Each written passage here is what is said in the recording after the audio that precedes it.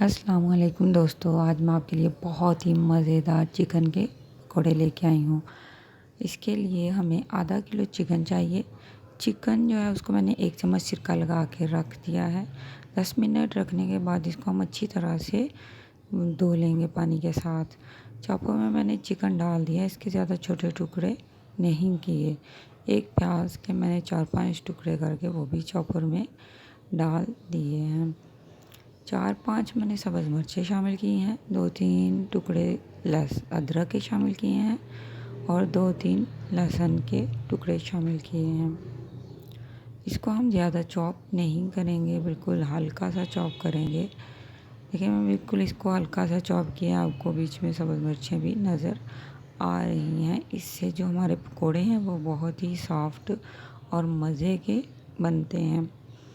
अब इसमें मैं बाकी मसाले डालती हूँ। 1 चम्मच सुरख मिर्च, 1 चम्मच ज़ीरा, 1 चम्मच मिक्स गरम मसाला और 1 चम्मच नमक शामिल किया है मैंने। मैं इसको फिर दोबारा से हल्का सा जो है चॉप करूँगी ताकि जो मसाले हैं इसमें मिक्स हो जाएं। इसको ज़्यादा चॉप नहीं करना, इस तरह से चिकन जो है हमारा बिल्कुल ही आटा हो जाएगा, तो इसको हम ज़्यादा पीसना बिल्कुल भी नहीं है।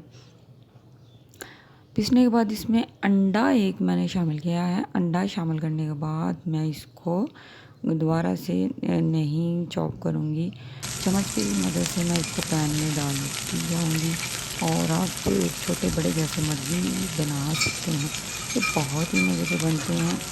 आप अगर इनको बनाएंगे तो आप मुझे बताएं ज़रूर, फीडबैक ज़रूर दें ये रेसिपी है वो आपको कैसी लगी है।